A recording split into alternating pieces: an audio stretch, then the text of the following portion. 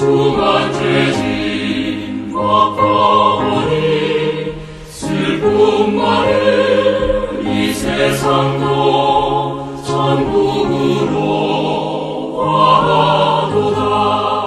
할렐루야 찬양하세.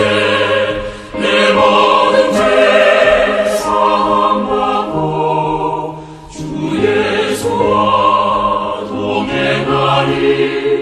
그 어디나 하늘나라. 주의 얼굴 뵙기 전에 멀리 뵈던 하늘나라. 내 마음속에 이루어지니 날로 가깝도다. 할렐루야 찬양하세. 내 모든 죄 사함받고 주 예수와 동행하니. 그 어디나 하늘나라.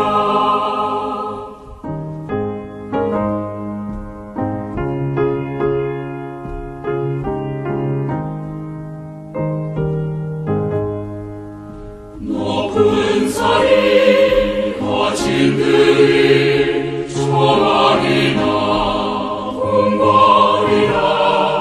내 주 예수 모신 것이 그 어디나 하늘나라. 할렐루야 찬양하세. 내 모든 죄 사함받고 주 예수와 동행하니. 그 어디나 하늘나라. 말라기 3장 8절부터 10절까지 말씀.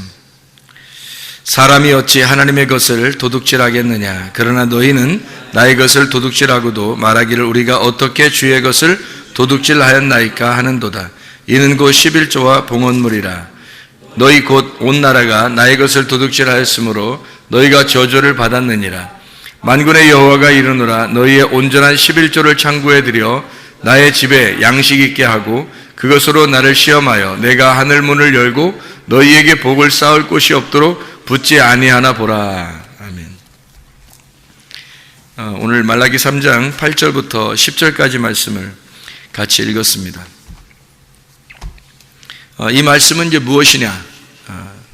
이 말씀을 우리가 잘 이해하지 못하고 성경을 보면 이 말씀이 한낱 헌물과 11조 드리지 않으면 벌을 받겠구나. 그래서 잘 드려서 하나님을 시험해 보고 복 받으려면 헌물과 11조를 잘 드려야 되는구나. 이렇게 생각할 수가 있겠으나 그걸 그렇게 생각할 수도 있겠지만 그러나 우리가 좀 성경을 자세히 보면 여기에 두 가지의 이렇게 단어가 나오는데 중요한 두 가지 단어가 나오는데 자세히 보면은 조금 다르게 나와요. 어떻게 한번 봐봐요. 한번 어떻게 보면 말라기 3장 8절을 보면 뭐가 나오냐면 도둑질했는데 뭘 도둑질했는가 봤더니 11조와 봉헌물이라 이렇게 돼 있죠. 11조와 봉헌물을 도둑질했다 그렇게 돼 있어요. 그죠? 그래 놓고서 10절에 보니까 뭐라고 돼 있어요?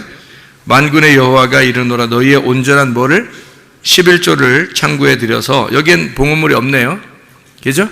봉헌물이 없어요. 11조만 잘 들여서 그래서 양식이 있게 하고 하늘 문을 열어서 복을 쌓을 곳이 없도록 붙지 아니하나 보라 이렇게 돼 있어요. 그러니까 여기에서 중요한 단어는 사실은 봉헌물과 11조라고 하는 두 개를 가지고 뭐를 갖다 쌓아놓으라는 거예요? 11조를 쌓아놓으라는 거예요.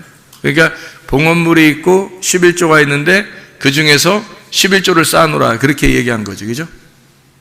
두 개를 도둑질했는데 너희가 두 개를 다 도둑질했는데 하나를 쌓아놓으라는 거예요. 뭘 쌓아놓으라면 11조를 쌓아놓으라 이런 의미인데 여러분 이제 이거를 자세히 성경을 알고서 봐야지 성경을 알지 못하고 그냥 보면은 이게 뭐야? 무슨 말이야? 뭐 이렇게 생각할 수 있단 말이에요.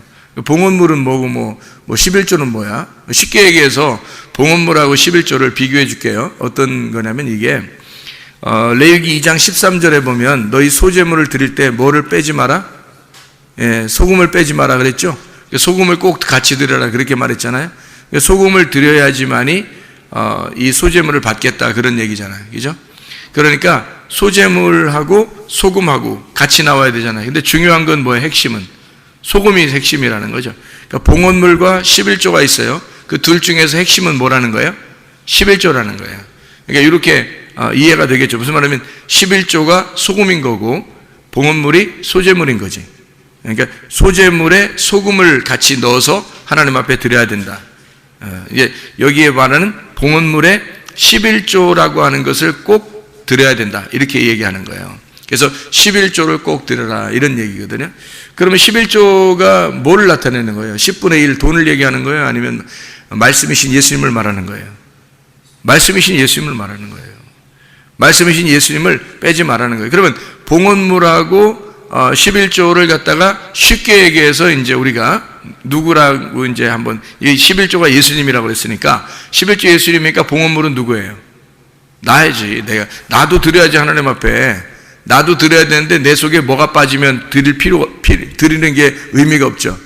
뭐가 빠지면 예수님이 빠지면. 그래서 11조라고 하는 걸 봉헌물에 11조라고 하는 것이 꼭 창고에 들어와야 된다는 거예요.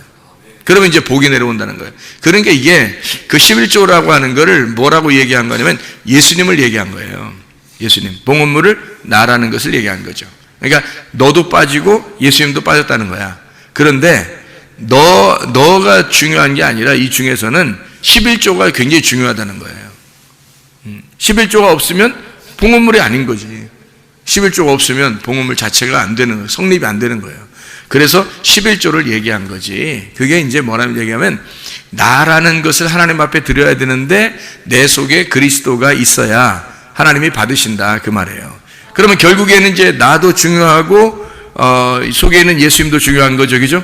봉헌물도 중요하고 11조도 중요한 거지. 그 중에 핵심은 11조라는 거죠. 소제물도 드려야 하고 그 속에 소금도 들어가야 되니까 소제물에 소금이 들어가야 되니까 소금이 더 핵심인 거죠. 그러니까 소금이 핵심인데 소금 없이는 이 소제물은 드려봐야 의미 없다는 거예요. 가인이 소금 없이 소제물을 드렸죠. 하나님 앞에. 그때 하나님 안 받잖아요. 가인 거를.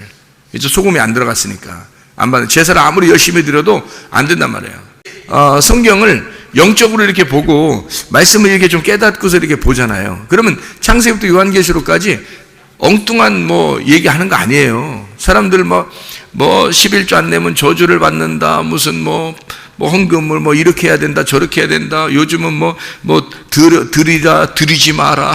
별 얘기를 다 하는 거예요. 근데 그런 얘기가 아니죠, 사실은. 여기에 있는 것은 네 안에 그리스도를 드려야 된다. 그런 얘기예요. 봉헌물에 11조가 꼭 필요한 거다. 하나님 앞에 그거 가져와라. 그거예요. 아니 예수님이 있는 사람이 그냥 그냥 하나님 앞에 그냥 교회는 맘대로 그냥 자기 맘대로 다니고 이러겠어요? 생각해보세요. 그리스도가 속에 있는 사람은 교회가 자기예요. 그리스도가 교회라고. 그리스도가 교회고 교회가 그리스도예요. 그 사람은. 그러니까 자기의 삶이 오직 그리스도 중심으로 사는 거죠. 그러니까 자기 삶이 전체가 이렇게 있다면 봉헌물이라면 삶으로 하나님 앞에 예배를 드린다면 그 중에 교회가 11조인 거죠. 그러니까 교회가 굉장히 중심인 거예요. 자기의 삶이 언제나 생각이 다 교회로 집중되는 거죠. 왜냐하면 자기의 삶이 전체가 봉헌물이니까. 그렇죠? 자기의 삶이 다 봉헌물인데 그 안에 교회라고 하는 것이 핵심이다. 그렇게 되는 거죠.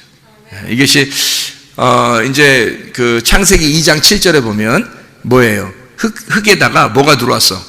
생기가 들어왔어요. 그러니까 흙이 중요해, 생기가 중요해. 둘 다 중요해요. 둘 다 중요한데 어떤 게 더 핵심이에요? 생기가 더 핵심이죠. 그게 생명인 거예요. 그러니까 흙도 중요한 거예요. 왜 생기 혼자 떠돌아다니면 그냥 영이 혼자 떠돌아다니는 거지 뭐. 그건 사람이 아니잖아요. 그냥 영이지. 영이 혼자 돌아다니는 거잖아. 그러니까 흙이 반드시 필요해요. 흙이 필요한데 흙은 근데 생명이 없잖아. 그죠? 생기가 생명이 있단 말이야. 그래서 생기가 없는 흙은 의미가 없는 거지. 그러니까 흙이 나고 속에 생기가 말씀이신 예수님이죠. 나는 사실 살아있는 게 아니죠. 생기라는 말씀이신 예수님이 내 안에 들어올 때 내 몸이 오히려 살아난 거죠. 살아있는 거지. 그러니까 나라는 나 자신이 하나님 앞엔 봉헌물이에요. 그런데 나라는 봉헌물이 예수 그리스도라는 11조가 내 속에 없으면 내 나라는 봉헌물을 하나님 안 받는 거죠. 생명이 없으니까 나라는 흙덩어리를 뭐하러 받아요? 살아있어야 받는 거지. 그래서 생기가 들어오면, 흙에다가 생기가 들어오면 이 생기를 가지고 있는 살아있는 홀이 되는 거예요. 하나님의 그 제사장, 하나님의 제사장이 돼서 에덴 동산을 지키는 자가 되는 거죠. 에덴 동산을 농사하는 자가 돼요. 예배하는 자가 되는 거예요. 그게 창세기 2장 7절에 말하는, 창세기 2장 5절에 농사할 자를 만들어 아바드 한다 그랬죠. 2장 7절에 흙에 생기를 불어넣어서 만들고 그 다음에 생기가 들어간 다음에 에덴 동산이 만들어지잖아요. 에덴 동산이라는 건 그 이후에 만들어지는 거예요. 그래서 거기에 예배를 드리는 장소, 이게 성전이에요. 에덴 동산이 성전이라고. 거기에 예배를 드리는 사람을 만들었어요. 뭐가? 11조가 들어온 봉헌물을 통해서. 그래야 하나님 받으시는 거지. 그죠? 나라는 흙덩어리에다가 생기가 들어온 거죠. 소재물에 소금이 들어온 거고 어린 양의 피가 있는 거죠. 그게 생기예요. 그거가 있어야 살아있는 혼이고 그게 예배를 드리는 자란 말이죠. 그게 제사장이라는 거예요. 그러니까 성경이라는 건 전체적으로 이렇게 파악되지 않으면 성경을 보기가 힘든 거예요. 그러니까 거기 단어가 이렇게 나오면 그 단어만에 막 집중한단 말이에요, 사람들이. 그러니까 단어에 집중하지 말라는 뜻이 아니에요. 그 의미를 알아야죠. 근데 단어에 집중하다 보니까 다른 걸 놓치는 거예요. 다른 걸 놓치니까 앞에서는 이렇게 얘기했는데 뒤에서는 다르게 얘기하고, 앞에서는 다르게 얘기했는데 뒤에서는 이렇게 얘기하고, 이렇게 된단 말이에요. 그러면 성경이 틀려지죠. 자기가 생각대로, 임의대로, 생각한 대로 성경을 얘기하는 거예요. 그러면 안 되는 거죠. 성경이 다 일치가 되는 거죠. 성경이 일치가 되니까 창세기부터 요한계시록까지 사실은 하나를 설명하려고 하는 거예요. 누구를? 예수를 설명하고 싶어서 이걸 성경을 갖다가 써놓은 거니까 그 예수를 갖다가 잘 우리가 발견해내는 것은 밭의 보화를 발견해내는 거고, 그 보화를 발견해냈을 때 내 모든 것을 잃어버리고 그 보화를, 이 밭을 사는 것은 당연한 거라는 거죠. 그러니까 나의 십자가를 지고 주를 따라가는 것은 당연한 거다. 주님을 발견했을 때는. 근데 주님 발견하지 못하면 주님을 따라간다는 것은 뭐 힘든 일이죠. 억지로 해야 되죠. 왜냐하면 자기가 보화도 발견하지 않았는데 그 밭을 살라고 해봐요. 자기 모든 걸 팔아서 밭을 살라고 생각해봐. 보화도 없는데. 그러면은 이제 어려운 거예요. 근데 보화를 발견하면은 자기 재산을 다 팔아서 밭을 사는데 행복한 거야. 기쁜 거예요. 왜냐면 보화를 발견했으니까. 그러니까 그렇게 살아도 행복한 거죠. 기쁜 거지. 자기 자신의 삶이 예배가 되는 거예요. 자기 자신의 삶이 하나님과의 동행이고 교통이 되는 거예요. 그 자체가 기도고 예배가 되는 거라는 거죠. 그럼 이제 살만 나는 거예요. 마치 소금이 곁들여 있는 맛이 나는, 빛이 와가지고 밝게 빛나는 그런 삶을 살게 되는 거죠. 어둠의 삶이 아니라 빛의 삶을, 맛이 없는 삶이 아니라 소금의 삶을 살게 되는 거예요. 그래서 빛과 소금이라 그렇게 말한 거고, 소금과 빛으로 우리에게 설명해 주고 있는 말씀들입니다. 이것이 이제 선악나무하고 생명나무하고 한번 비교해 볼까요? 그럼 선악나무하고 생명나무하고 동시에 같이 있어요? 아니면 이게 떨어져 있어요? 동시에 같이 있죠. 창세기 2장 9절에 보면 선악나무하고 생명나무 같이 나온단 말이에요. 그럼 창세기 2장 9절에, 창세기 2장 7절에 생기가 들어간 다음에 바로 에덴 동산이 있고, 에덴 동산에는 선악과 나무와 생명나무가 있다고 창세기 2장 9절에 말씀하고 있거든요. 그러면 생각을 해보세요. 이게 선악나무, 생명나무가 같이 있다면 생각을 해봐요. 이게 둘 다 하나는 나쁜 거라면 이게 같이 있겠어요? 이상하잖아. 하나가 나쁜 거라면 이게 같이 있겠냐고. 여기서 동시에. 그게 아니니까 같이 있는 거잖아요. 선악나무는 그러니까 이렇게 되는 거죠. 자, 지금 금방 내가 얘기할 때 흙에다가 생기가 들어오니까, 그러니까 이 흙이 살아났다 그랬죠. 그죠? 예. 그러면 선악나무하고 생명나무하고 둘이 나누어서 이렇게 볼 때는 선악나무는 죽이는 거고 생명나무는 살리는 거란 말이에요.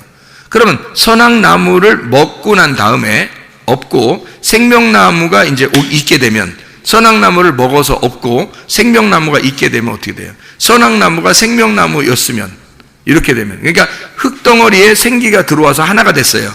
선악나무에 생명나무가 들어와서 하나가 됐단 말이야. 그러면 이게 나쁜 거예요? 좋은 거예요? 살아있는 거예요. 그러니까 선악나무도 필요한 거였고 생명나무도 필요한 거였어요. 생명이라는 게 근본적으로 왜 필요한 거예요? 생명이라는 게 생명의 반대말이 있으니까 생명이 있는 거예요. 부활이라는 것도 아시죠? 부활이라는 것도 부활이 왜 있는 거예요? 죽은 게 있으니까 부활한 게 있는 거예요. 생명이 있다는 것은 사망이 있기 때문에 생명이 있다는 거예요. 사망이라는 단어가 있기 때문에 생명이 있는 거지. 죽음이라는 게 있기 때문에 부활이라는 게 있는 것처럼 같은 거거든요. 그러면 성경에서는 죽음을 나쁘다고 여겨요? 아니면 죽음이라는 것을 부활이라고 여겨요? 죽음을 부활이라고 여겨요. 죽음을 안식이라고 여긴다고. 그 예수님이 십자가 못 박혀 돌아가실 때 나는 안식한다 그러잖아요. 나는 다 이루었다, 다 완성했다, 나 이제 안식으로 들어간다 막 이러잖아요. 그게 죽음이라는 거예요. 그러니까 죽음이라는 거, 성경에서는 죽음이 곧 안식이에요. 그러니까 왜 그렇게 말해요? 우리가 세상에서 말하는 건 죽음은 나쁜 거고 그리고 부활은 좋은 거고 이렇게 하는데 성경에서는 그렇게 다루지 않는다고요. 그러니까 선악과 나무도 나쁜 거, 생명나무 좋은 거 이렇게 구분하지 않는다는 거죠, 사실은. 그죠? 그러니까 이렇게 보면 딱 맞아요. 이렇게 우리가 팔이 두 개잖아. 그죠? 어느 팔 있어요? 왼팔, 오른팔 있죠. 그러니까 왼팔은 좀 부정한 거니까 좀 우리가 그냥 왼팔은 다 묶어놓고 살을까? 이렇게 뒤로? 이렇게? 오른팔만 가지고 살을까? 이렇게? 지금은 뭐 왼손으로도 밥 먹고 이런 사람들 많대. 그럼 어떻게? 왼손이 부정한데? 성경에는 오른손이 좋은 거기 때문에 하늘나라에도 예수님께서 하나님 우편에 앉아 계시다 그렇게 말하고 이렇게 그런 얘기 하죠. 그죠? 또 우편 강도 뭐 이렇게 하고 또 예수님이 꼭 고기 잡을 때는 어떻게 배 오른편에다가 이게 던지라고 그래서 고기를 잡고 그러잖아요. 그럼 왼편은 나쁜 거니까 그런 거예요. 그런 팔을 이렇게 생각하면 딱 맞아요. 사람이 팔을 이렇게 하면 왼쪽 팔도 있고 오른쪽 팔도 있는데 그걸 갖다가 왼쪽 팔을 여러분 부정하다고 하겠냐 이거죠. 나쁜 놈이다. 이거 왼쪽 팔은 나쁜 놈이니까 우리 쓰지도 말자. 이렇게 묶어놓고 살 수 있겠냐 이거예요. 아니죠.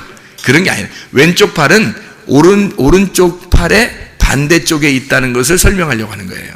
그러니까 오른쪽 팔의 반대쪽이 왼쪽 팔에 있는 거고 왼쪽 팔의 반대쪽이 오른쪽 팔에 있다는 것을 설명하려고 왼쪽 팔, 오른쪽 팔 두 개가 다 필요한 거예요.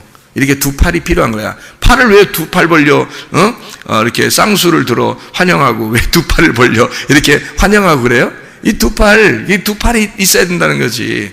이게 선악나무 생명나무예요. 하나를 없애버릴 수가 없는 거라고. 같이 연결되어 있는 거예요. 이게 선악과 나무와 생명나무는 두 나무가 하나로 연결되어 있는 거예요. 이게 하나는 나쁜 거, 하나는 좋은 거 이렇게 말하는 게 아니고 왼쪽과 오른쪽을 설명하려고 했던 거라는 거죠. 그러니까 한마디로 말하면 선악과 나무를 먹었는데 우리가 선악과 나무 속에 누가 있어야 되는 거냐면 생명나무가 있어야 되는 거죠. 그래서 선악과 나무를 통과해서 들어가서 생명나무를 따먹어야 되는 거예요. 그러면 이제 영생하는 거라는 말이죠. 그러니까 이걸 어떻게 아는 거예요? 그럼 이게 어떻게 아는 거예요? 예. 지금 금방 우리가 성경 읽은 것처럼 봉헌물에다가 뭐를 만났어요? 11조를 만난 거죠. 봉헌물이 11조를 만난 거야. 자, 나라는 흙이 속에 뭘 만났어? 생기를 만난 거죠.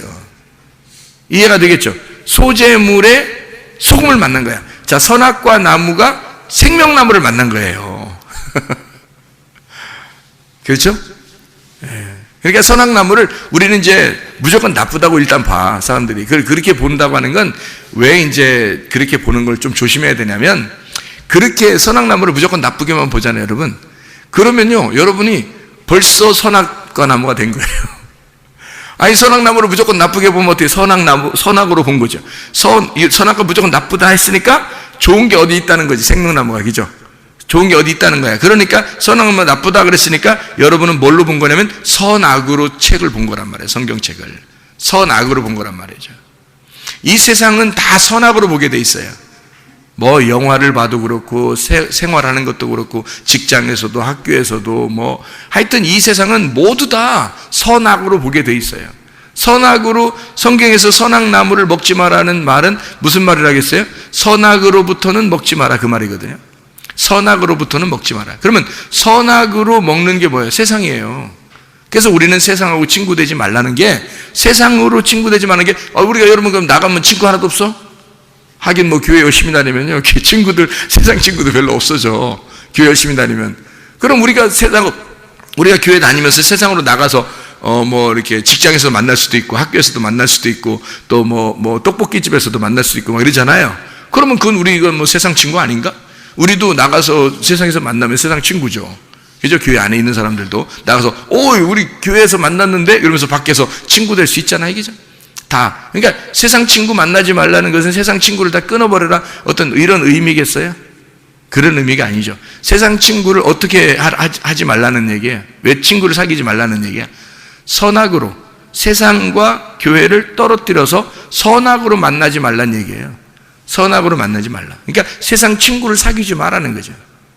그게 다 끊어버리라, 세상 친구 한 명도 없어야 돼, 너는. 이런 얘기가 아니라, 세상이라고 하는 선악으로 판별이 되는, 선악으로 구분하는 세상하고 너는 떨어져 있어야 된다. 그래서는 안 된다. 선악으로는 먹지 말아야 된다. 그런 얘기가 되겠죠. 그러니까 선악나무를 먹어서는 안 되는 거죠. 이 선악나무를 아예 생명으로 보게 되면 선악나무를 안 먹게 되죠. 생명으로 먹게 되죠. 그죠? 예. 선악을 먹었으니까 사람이 율법을 알게 되고, 율법을 아니까 죄라는 걸 깨닫게 되고, 죄라는 걸 깨닫게 되면 주님의 은혜를 구하게 되고, 주님의 은혜를 구하니까 생명나무 대신 예수님이 오시는 거죠. 그래서 우리가 그분을 먹고 구원받는 건데, 선악나무 자체가 생명나무라는 것을 우리는 알지도 못하는 때에 이런 일들이 벌어졌다고요. 이런 일들이. 그러니까 아담과 하와가 우리가 지금 시대도 아닌데 아냐고요. 모르잖아요. 우리도 모르는 사이에 그런 일이 벌어졌다고요. 그러면 그거는 이렇게 성경을 그런 일이 벌어지고 이거 성경책에 써놓은 것은 여기서 성경책에 뭘 가르쳐 주려고 한 것이지, 세상에 그걸 갖다가 어떤 건 선악나무야, 어떤 건 생명나무야, 그거를 구분해서 설명하려고 했겠어요? 그거를 먹으라고 어떤 걸 먹지 마라 이래서 이런 얘기를 쓰려고 했겠냐고. 그런 게 아니라 선악나무 안에 생명나무가 있어요. 그래서 선악나무를 뚫고 생명나무를 만나야 돼. 그래서 이 속에 있는 하나인데, 이게 두 개가 나무가 하나인데, 이 하나 안에, 선악나무 안에 생명나무가 있다는 것을 우리에게 알려주는 거예요. 이게 두 개로 이렇게 나누면 벌써 우리는 세상과 나를 완전히 구분해내는 거예요. 그래서 세상 친구 사귀지 말라고 할 때도 그렇게 사람들이 구분해서 교회와 세상을 구분해놓고 이렇게 한단 말이죠. 그런 의미가 아니에요. 성경에서는 그런 의미가 아니더라고요. 제가 이게 성경을 이렇게 은혜를 받고 이해를 하다 보니까 그런 의미가 아니고, 하나님은 여전히 세상에 있는 사람들도 사랑하시고 교회에 있는 사람들도 사랑하신다는 거예요. 모두 다 사랑하시는데 그 안에 핵심이 빠지면 안 된다, 이런 얘기거든요. 핵심이 빠지면 안 된다. 그래서 선악으로는 먹지 마라, 생명으로 먹어라, 이 말이에요. 그게 이제 생명나무, 선악나무예요. 그러니까 이것을 구분해 놓고 그렇게 이야기해서는 안 된다, 이런 얘기고요. 하나님이 많은 땅에서 땅이 이렇게 여러 있잖아요. 흙이 있잖아요. 그 중에 하나의 흙을 선택을 해가지고 그걸 갖다가 빚어서 만들어가지고요, 생기가 불어넣어 들어가거든요. 그러면 여러 중에서 하나의 그 흙이 있잖아요. 여러 개의 흙이 있지만 그 중에 흙 한 덩어리를 딱 취해서 거기다 생기가 들어가잖아요. 창세기 2장 7절에 보면. 그죠? 그러면 이게 이제 뭐냐고, 이게. 하나님께서 이걸 선택하는 거죠. 우리가 그리스도의 생기를, 말씀을, 영생을, 우리가 이 생명을 얻게 된 것은 바로 하나님의 선택이에요. 하나님이 그 흙을 선택을 한 거예요. 이렇게 선택을 해서 거기다 생기를 불어넣은 거예요. 그러니까 우리가 이렇게 있는 거죠. 그러니까 우리가 잘나서 그렇게 된 게 아니라 우리 속에 이 가인이라는 사람이 있죠. 가인이 원래 누구냐면 나예요, 나. 그러면 가인이 난데, 아담이라고 하는 아담과 하와가 있는데, 아담과 하와가 가인이라는 사람을 낳았어요. 그러면 이 가인이라는 사람을 낳았을 때, 첫 번째 아담이 가인이라는 사람을 낳았을 때 이 가인이라는 사람이 그냥 완전했다면, 그러면 더 이상 아벨이나 셋이나 필요 없죠. 그러니까 가인을, 아벨이라고 하는 자를 제사를 드림으로써 가인이 아벨의 제사를 드리고, 그리고 셋으로 다시 나타나야지 그게 이제 온전한 사람이 된다, 이런 얘기거든요. 그러니까 가인이 아벨을 드렸다, 그러면 가인이 아벨을 드린 것 자체가 뭐를 의미하는 거예요? 소제물에 소금이 들어간 거예요. 그러니까 소금이 누군 거예요? 그러니까 아벨인 거지. 그래서 가인이 혼자 제사를 드렸을 때는 하나님 안 받잖아요. 그런데 아벨을 갖다가 죽이니까 하나님이 나타나시죠.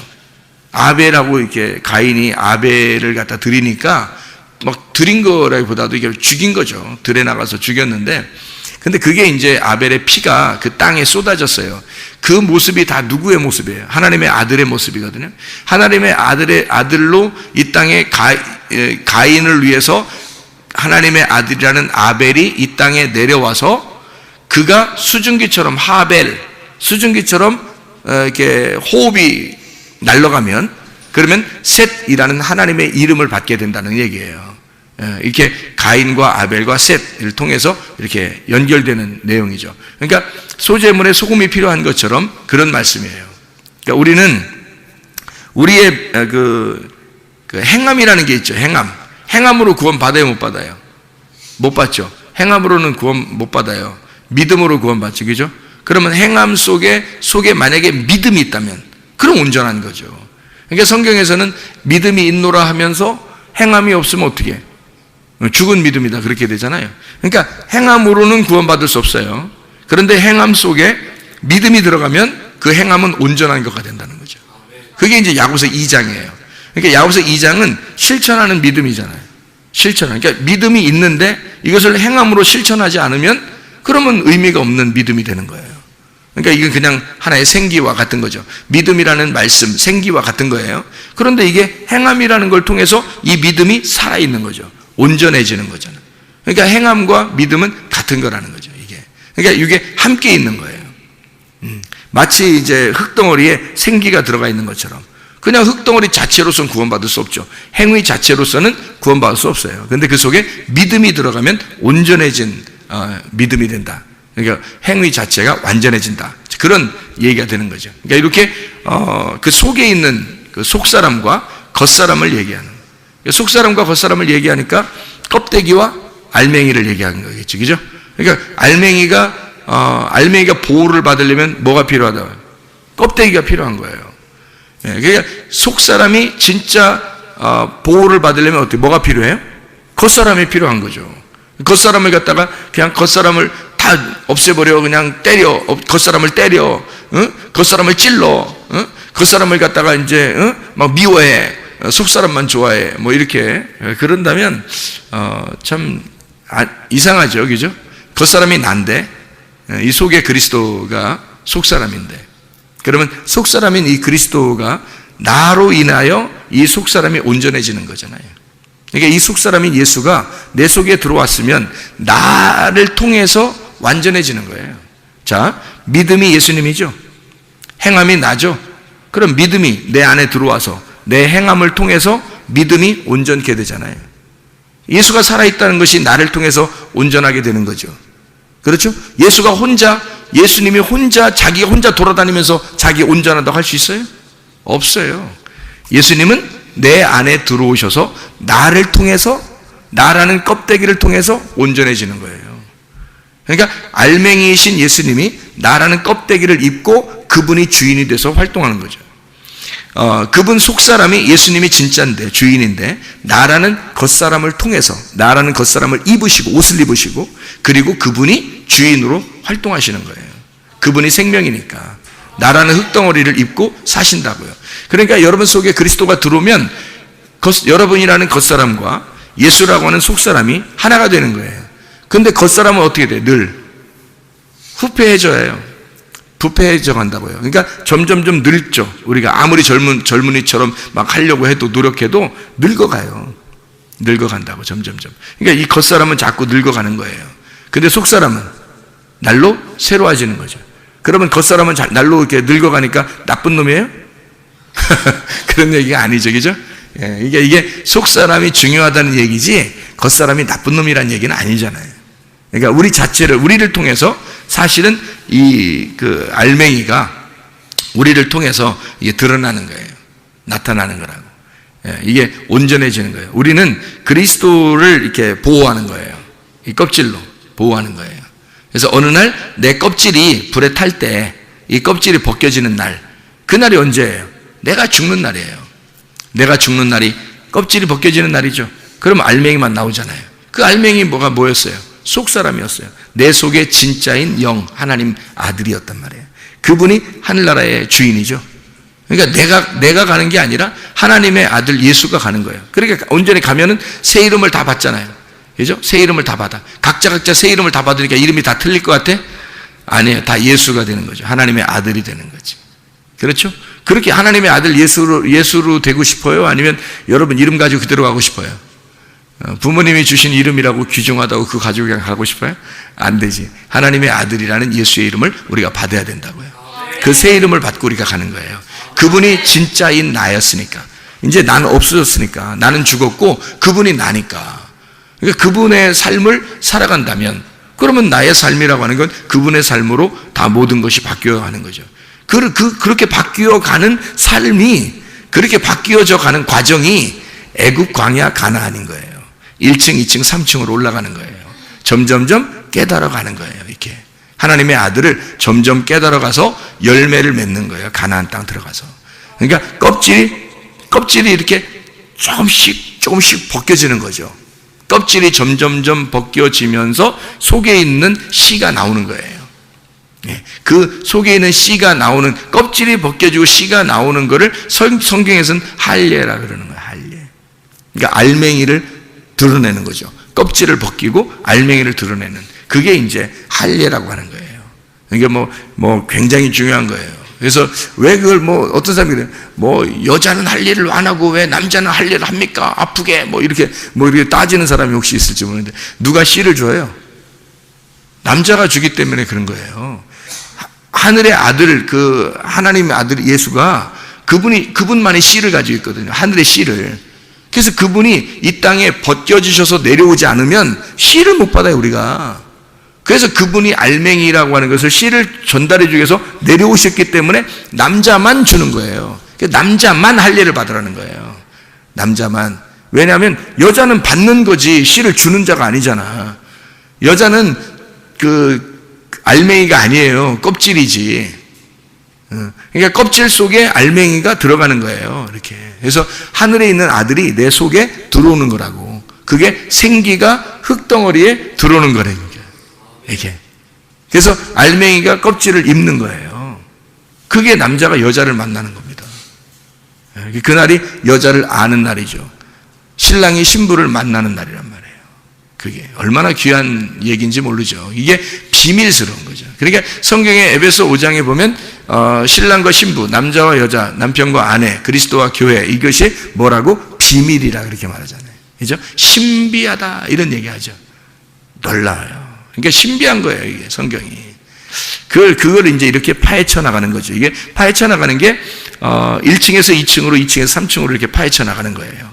점점점 껍질이 벗겨지는 거죠, 이렇게. 눈꺼풀이 점점점 열리는 거예요. 이렇게 좀씩 열려서 탁 분명하게 뜨는 영적인 눈이 이제 1층에서 보는 눈하고 2층에서 보는 눈하고 3층에서 보는 눈이 틀린 거예요. 산 밑에서 보는 거하고 산 중턱에서 보는 거하고 산 꼭대기에서 보는 건 완전히 틀린 거죠. 산 꼭대기에서 보는 걸 호라우 했다고 그래요. 호라우.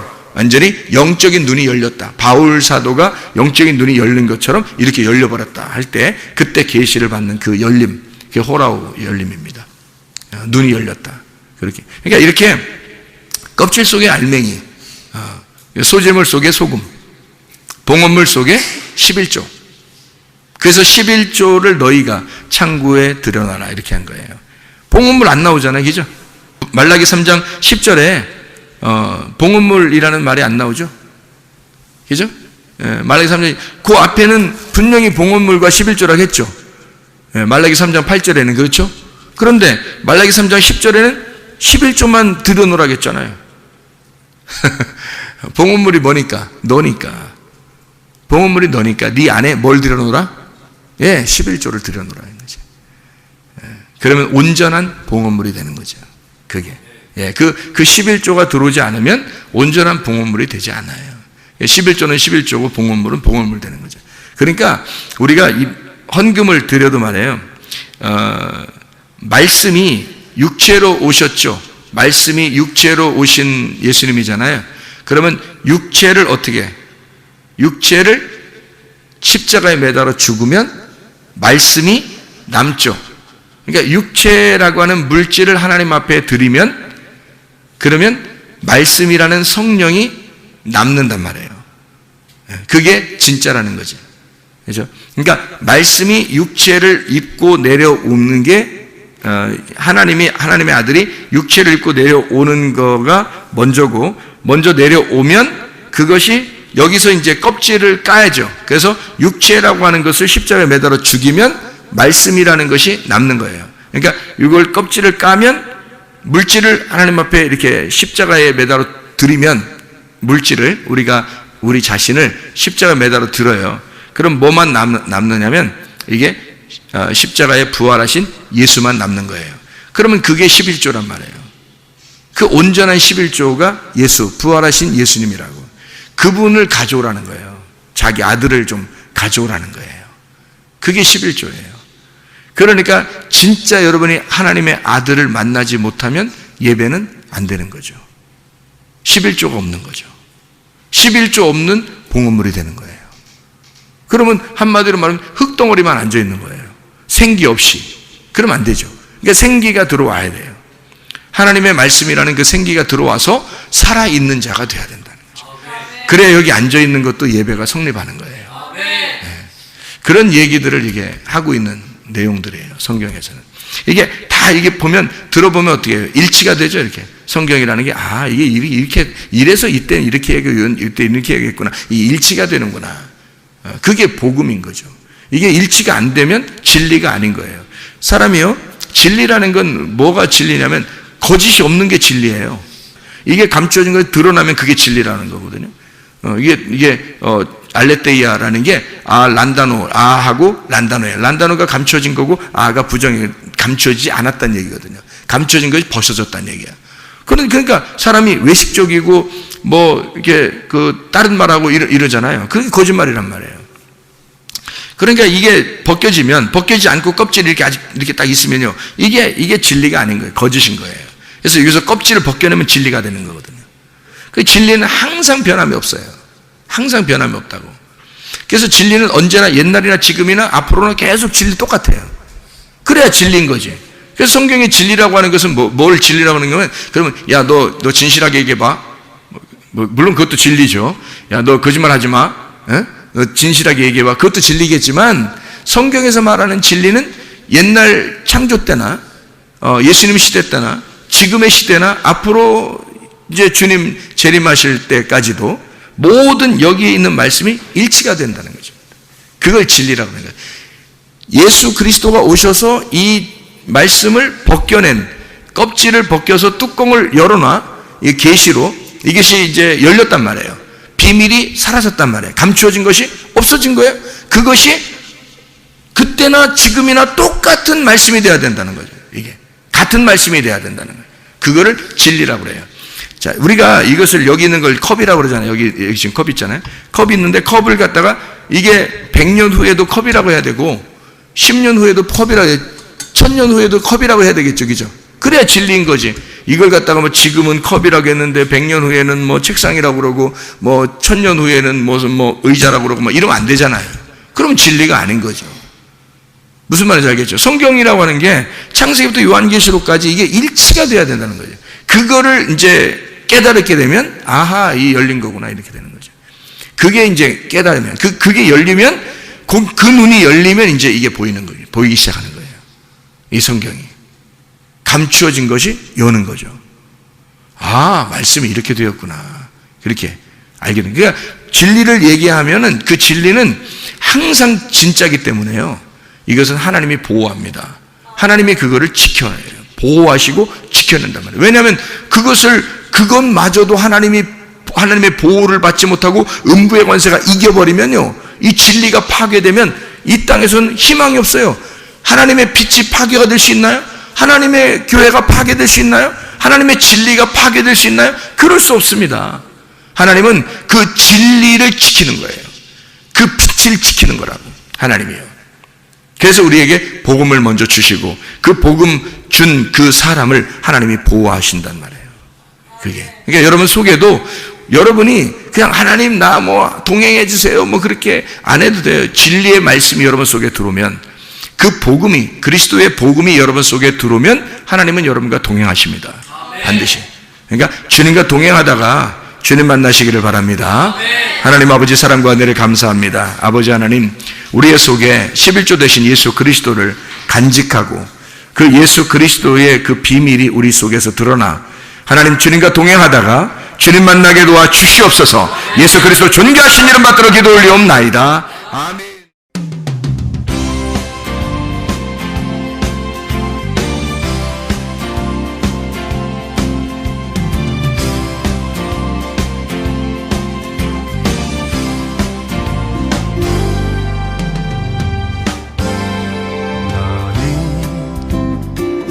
담장 너머로 뻗은 나무 가지에 푸른 열매처럼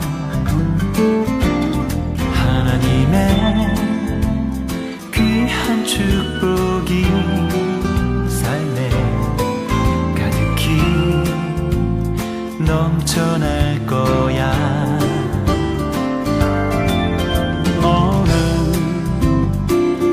어떤 시련이 와도 능히 이겨낸 강한 발이 있어. 전능하신 하나님께서 너와 언제나 함께 하시니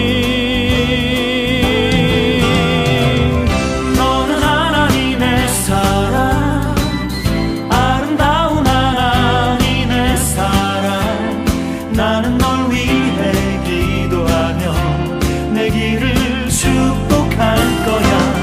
너는 하나님의 선물, 사랑스러운 하나님의 열매, 주의 품에 꽃 피운 나무가 되어줘.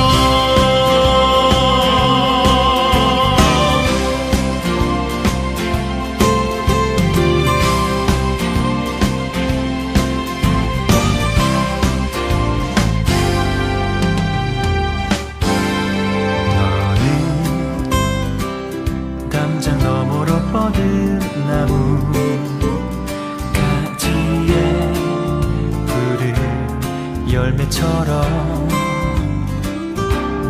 하나님의 귀한 축복이 삶에 가득히 넘쳐날 거야.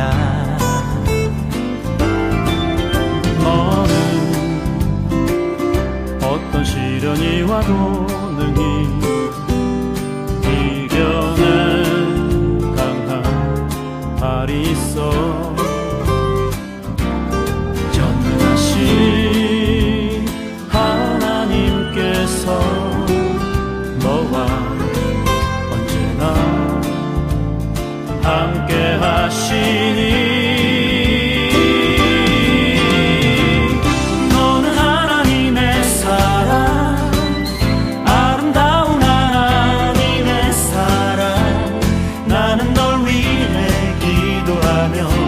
내 길을 축복할 거야.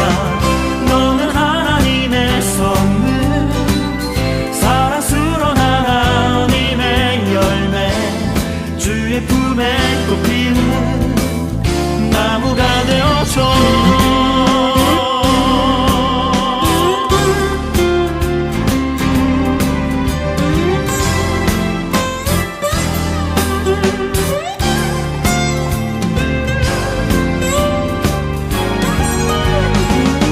너는 하나님의 사랑, 아름다운 하나님의 사랑. 나는 널 위해 기도하며 내 길을 축복할 거야. 너는 하나님의 선물, 사랑스러운 하나님의 열매, 주의 품에 꽃 피운 나무가 되어줘.